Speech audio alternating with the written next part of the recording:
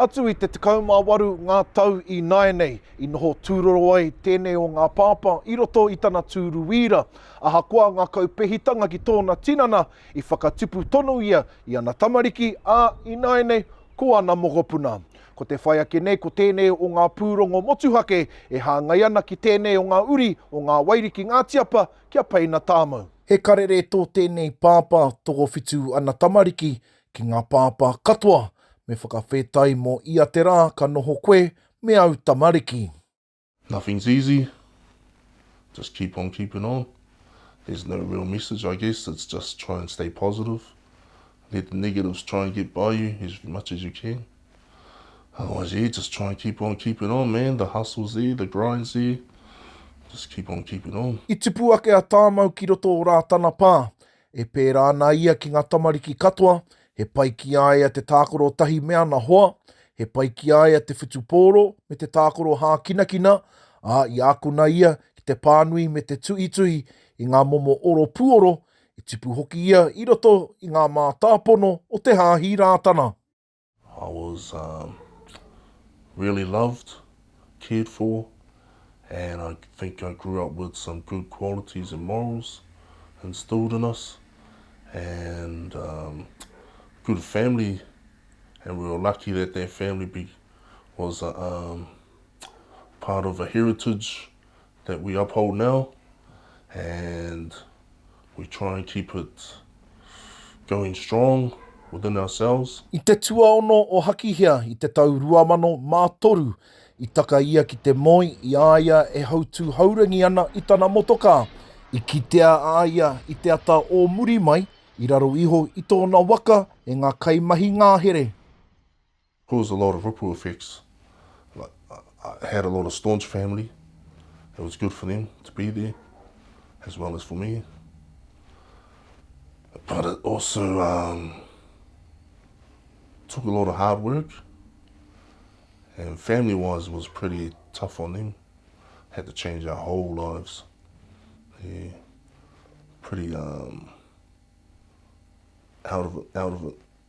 Just had to learn heaps with ACC, spinal unit stuff, rehabilitation, life changes, and yeah, as you go on, things change. He ua ke te oranga o Tamou, I te paenga whāwha I tēnei tautonu, I mate atu te pōtuki o ana tamariki, ara ko te māia tona ingoa.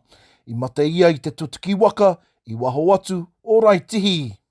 Yeah, very scary time. Very scary time.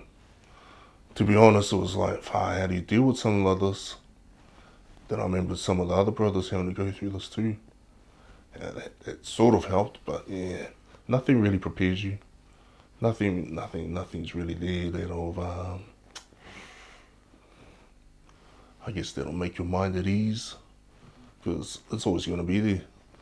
But other than that, how we got through it was like good family support. Whānau was there, mean, especially the siblings. They were awesome as, stepped up, eh? So that helped my whānau. We just try to do for them, really. You know, try to make their pain as less as we could. You know, try and ease that a bit.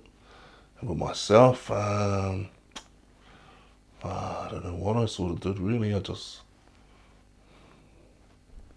bared and gritted. Yeah, but it wasn't easy. You know, you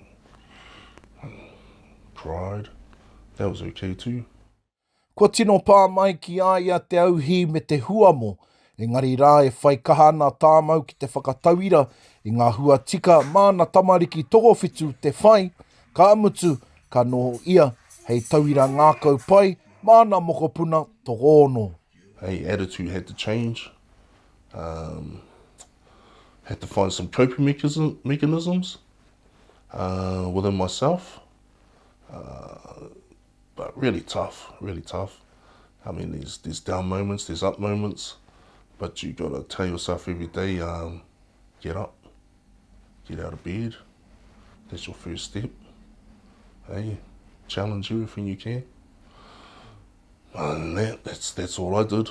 Hei whakakōpani, ko tā Tamou anō, Me ora ai ngā pāpā o ia te rā mehe rā whakamutunga ki runga ki tēnei ao. Pupuritia ki ngā wā ka noho tahi me te whānau. Te mehemi, te reo o te uru.